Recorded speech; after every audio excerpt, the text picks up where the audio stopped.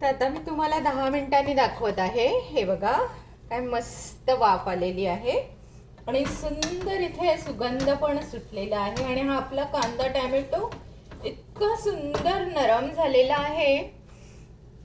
तर आता इथे मी हे बघा असे 2 बटाटे उकडून घेतले आणि तुम्हाला साल हवं तर साल ठेवू शकता आणि काढायचं असेल तर काढूही शकता। हे बघा मी पटकन काढत आहे कारण मला काय साल ठेवायचं नाहीये।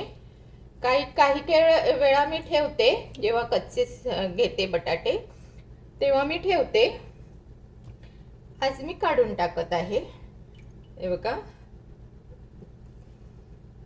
जर तुम्हाला जास्त बटाटा नको असेल तर तुम्ही एकही घालू शकता, पण मी बटाटा का घालते तर साधारण असा स्मॅश असलेला बटाटा थोडा ग्रेव्ही सारखा होतो म्हणून मी तो घालते। आता हे बघा, हे वलोर जे आहे ते तुम्हाला दाखवते मी। हे बघा, हे सुद्धा वलोर मी उकडून घेतले, ह्याच्यात मीठ टाकलेलं आहे। मस्त झालेले होते एकदम। तर आता आपल्याला हे जास्त नाही शिजवायचे कारण हे आपले सगळे जिन्नस शिजलेले आहेत, फक्त आपल्याला एक करायचे।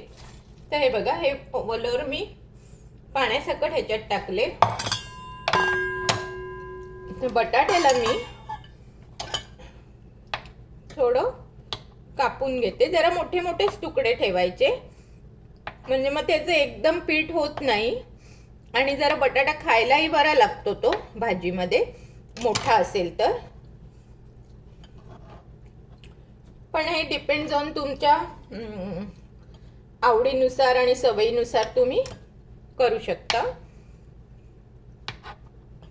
पण मी एका बटाट्याचे 8च तुकडे करते, मोठा असेल तर, छोटा असेल तर डिपेंड्स ऑन आपली कुठची भाजी आहे काय आहे त्याच्यावर आपण डिपेंड्स करायचं।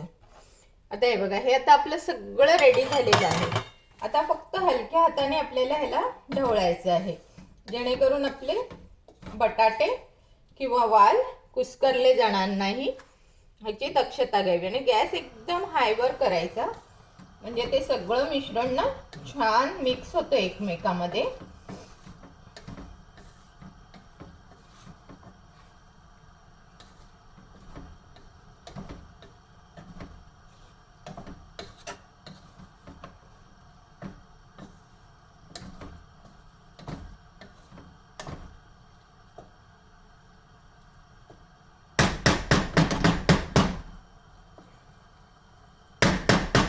आणि अगदी 1 मिनिटासाठी आपण त्याला ठेवायचे, जास्त नाही ठेवायचे।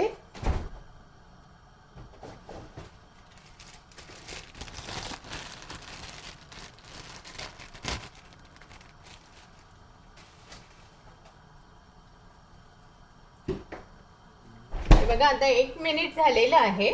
आता मी हे काढत आहे आणि ही जी मी कोथिंबीर घालत आहे ही मी स्वच्छ धुवून ठेवलेली आहे। मी नेहमी अशीच घालते कोथिंबीर, पण तुम्ही हा प्रकार करायला जाऊ नका, ह्याच्यामुळे बोट सांभाळायची खूप शक्यता असते।